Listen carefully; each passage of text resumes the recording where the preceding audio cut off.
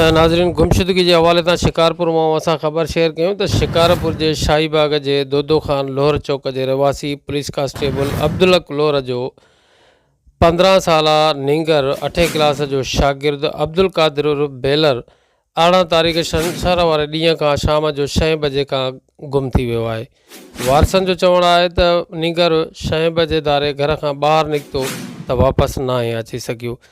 नींगर खे मुसलसल ॻोल्हा बावजूदि उनजो पतो न पइजी सघियो आहे।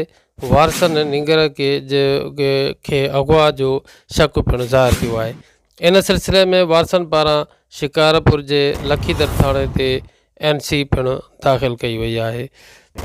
नाज़रीन, इन मासूम नींगर मुतालिक़ जंहिं बि माण्हूअ खे ख़बर का ॼाण हुजे त उहे हेठि नंबर ते वारसनि सां राबितो पिणु कनि। इन हवाले सां वधीक ॾिसूं त नींगर जो वारिस हबीबुल्ला लोहर छा थो चवे। अब्दुल खान जो पुटु अब्दुल कादिर उर्फ बेलर वॾे दूध खान लोहर जी चौक में गुम थियल आहे शाहीबाग जे भरिसां। 18 तारीख़ वठी अॼु 23 तारीख़ 5 ॾींहं लापता आहे। असांखे SP साहब खे अपील आहे बराए महिरबानी करे असांजी छोकिरी घुराई। असांखे आवाज़ जो शक आहे।